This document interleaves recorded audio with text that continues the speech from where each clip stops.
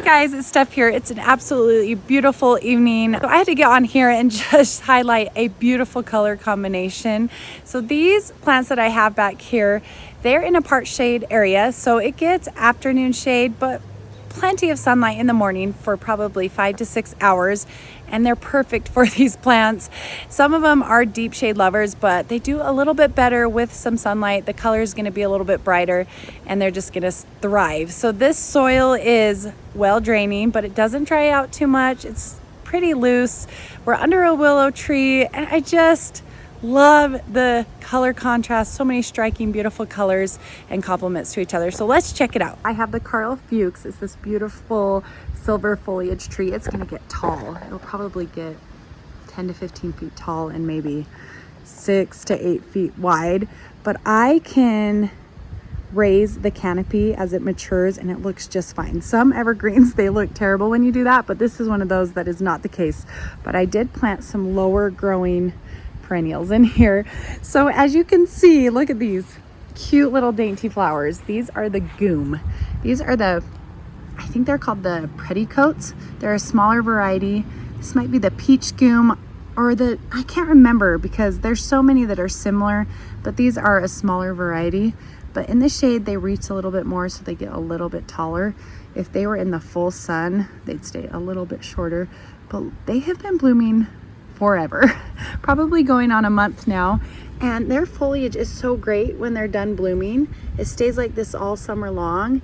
And they are just one of the easiest perennials to grow. They can handle the full sun, they can handle the part shade.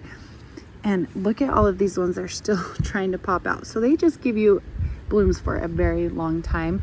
This is one of those that I divided like a ton of them. I think I only had maybe 4 or 5 of them and I just let them go crazy. They divide super well. They transplant really nicely.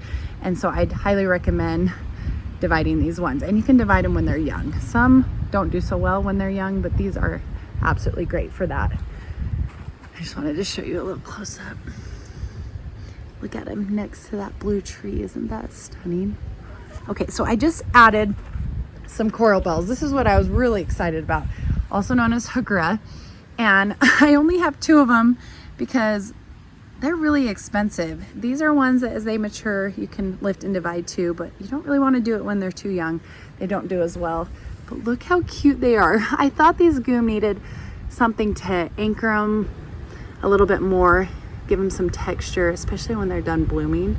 And I just thought that was so gorgeous.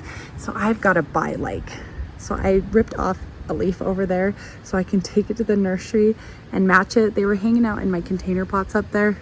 So I've got to probably add 1.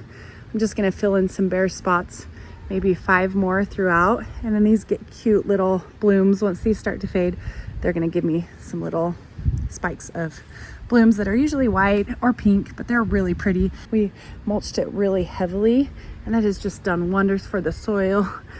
Great for the weed control, and it's just this really fine mulch and it keeps it nice and moist. So right here we've got some Mondo Grass. So when they say this is a slow grower, it is a slow grower. So we see this little one. I lifted up one of this and divided these ones. These aren't very cheap at the nursery. They will get up to 8 feet tall and 8 feet wide. So just be very patient with them because right now they don't look like much. I do have a video on these, but these do like the shade. It's hard to get that dark black foliage. It's only cold hardy down to zone 6.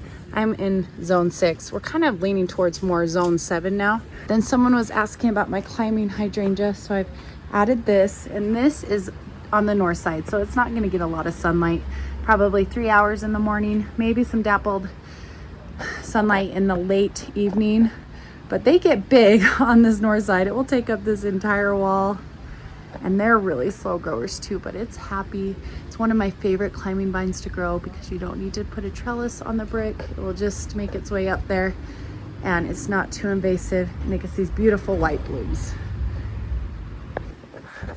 I am just so happy with this flower bed. I've experimented throughout the years, and when you find a plant that is happy in a spot, don't move it, like the Geum and the Heuchera, the Mondo Grass. I cannot believe the way those coral bells are making that Geum pop now.